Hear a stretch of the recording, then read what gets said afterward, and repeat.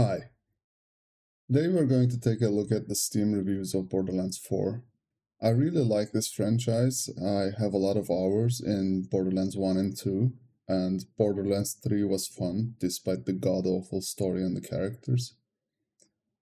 The game came out on September 11, 2025 for $70. It has received alright reviews from gaming journals. Let's see what Steam users think. In its first month, the game got 63k reviews. That is almost 50% more than what the Veilguard got in an entire year, but significantly fewer compared to Hollow Knight Silksong, which got 250k in a similar period. So 60k isn't top tier, but it isn't bad either. What's bad is the like to dislike ratio of the reviews. It's got 61% positive ratio, which is just a little better than your average FIFA soccer game. It received a lot of reviews in the first few days and having some small peaks on weekends still, but I think they want to pump these numbers up because they put the game on sale recently. You don't see a sale this close to release with major games normally. Currently, the game is getting 200 reviews per day on average, so it's probably getting some new players. But compared to Hollow Knight again, which released a week earlier than Borderlands 4, it is still getting 1000 reviews daily, and so 200 reviews a day is nothing stellar. If you claim to be AAA, you need to be able to do more. The graph for daily like ratios is one of the most depressing charts I've seen in my life for a game, unfortunately.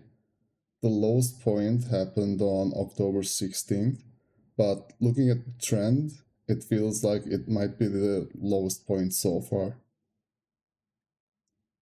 Let's compare it to the other Borderlands games. Like I said, the game got 63k reviews with a 61% like ratio.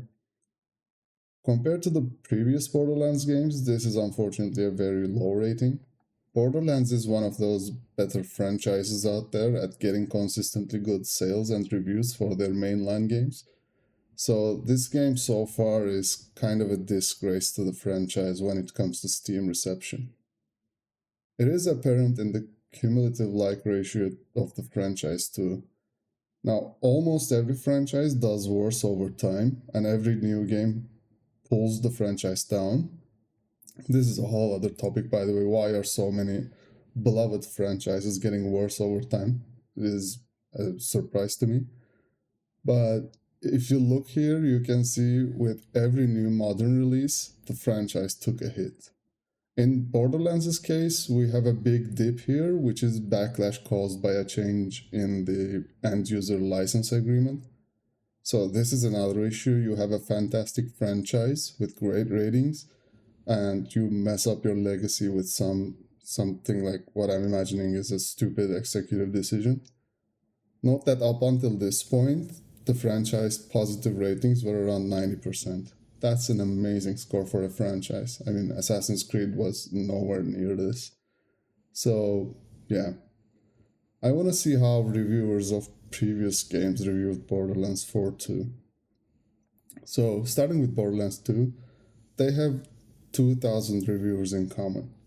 Those reviewers rated Borderlands 2 better than Borderlands 4 with 82% against 65, and 26% of everyone who liked Borderlands 2 disliked Borderlands 4. Borderlands Enhanced Edition and Borderlands 4 have around 700 common reviewers. Similarly, actually, like almost the same with Borderlands 2, the Enhanced Edition performs better in this reviewer group than Borderlands 4. 28% of everyone who liked Borderlands disliked Borderlands 4. The last game before Borderlands 4 was Borderlands 3, and it has around 3,500 common reviewers with Borderlands 4. Like the previous games, it performs much better in this reviewer group, and 29% of everyone who likes Borderlands 3 disliked Borderlands 4. The results of these comparisons are very similar to those of the Veilguard with its franchise. Needless to say, being compared to Veilguard is not a good place to be if you're a video game. Now I want to talk about language statistics of the reviews. So the majority of reviews are in English, obviously, and this is what the game's performance looks like in major languages. As you can see here, it is receiving flame from all languages. One interesting thing I notice every time I do this is Swedish and Dutch are usually easier to impress than other people, maybe. They end up at the top for every game, so maybe they have lower standards when it comes to games for some reason. And Chinese usually have the lowest ratings for some reason. Maybe Western style games and especially RPGs do not do well over there. This is the comparison of Borderlands 4 against the previous games for all languages. It performs worse on every language. If there's a language or game you're interested in, please pause here. Let's look at countries. So for us to see countries, Steam users must have their privacy settings set to public, and country is Steam store country, so it doesn't guarantee that that person actually lives there, as some people might find ways to change their country to find better prices. In our case, 33,000 of our 63,000 reviewers have their country information public. Most of the reviews come from the US. Here is how the game performs in different countries. It's not good in any countries, and especially bad in some others. I put it on a map. In my mind and in my experience, a review of 75 is mid, and a review of 50 is terrible. So a review below 50 simply doesn't exist. I mean, 49 equals 0. That is how the internet works, at least. This is how I decided the scale of this map. As you can see, there isn't much green on the map. It means it doesn't perform well anywhere. Unfortunately, this hides the contrast and makes it difficult to compare countries with each other because all of them are reddish. If I change the scale, we start seeing some contrast. Keep in mind the greens here don't mean the game does well. It just means it does relatively well. Similar to Veilguard, we have a slight east-west split here, with eastern countries usually having higher standards. South America behaves similarly to the eastern part of the world in this sense, while India and South Africa tend to rate games higher. Here is how it compares against the other games. You can pause to take a look at a particular game or country. Again, we see how the latest entry of a franchise fumbles compared to the previous games. I want to also quickly look at US states since a lot of the reviews come from the United States. So, as you would expect, the ranking of the number of reviews is very similar to population ranking of the states. This is how the game performs in states with at least 30 reviews. It is interesting to see how wide the range is. Like, Florida almost got 40% dislikes, while Louisiana only has 20%.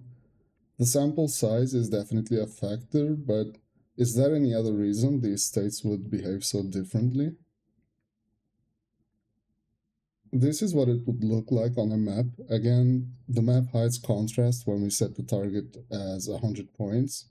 So if we lower the bar to 80, we can see some contrast between states. Again, this doesn't mean the game performs well in the green states, it just means it performs relatively well. Even with the new scale, this is not a good map. This is how each game performs in its state. Let's look at what people are actually talking about in their reviews. So this is the cloud map for the English reviews, which make up 70% of the reviews. It is immediately apparent that there are a lot of technical problems with the game right now. People talk about performance, crashes, optimization, etc. a lot. When you release a new game, these aren't the top topics you want people to talk about, especially not negatively. Looking at likes and dislikes separately, we see that people on both sides of the coin speak more or less about the same topics. Again, it's all about technical issues like performance, optimization, etc. This is a sign that you need to fix your game. I looked at all English downloads for the game.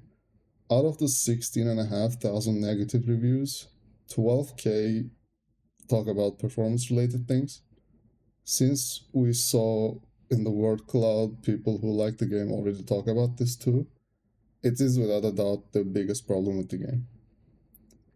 Also, a lot of people talk about the price too. So these issues aren't unrelated.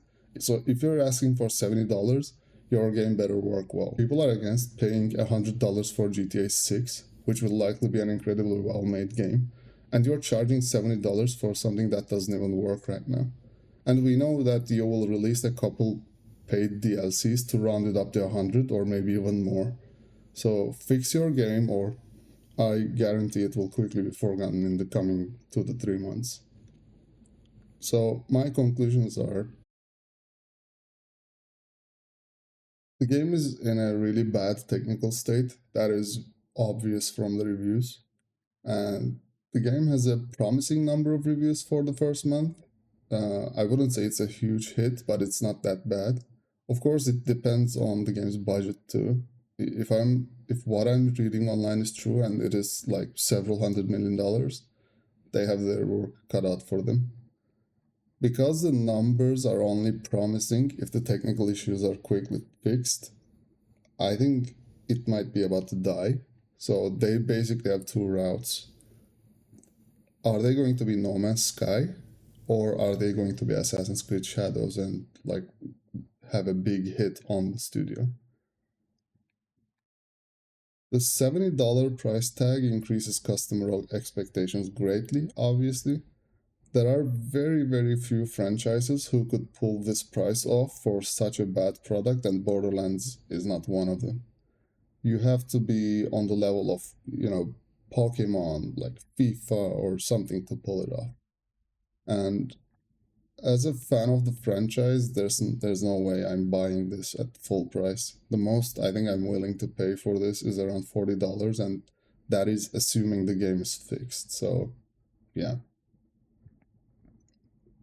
Thank you for watching. If you have any other games in mind, please let me know.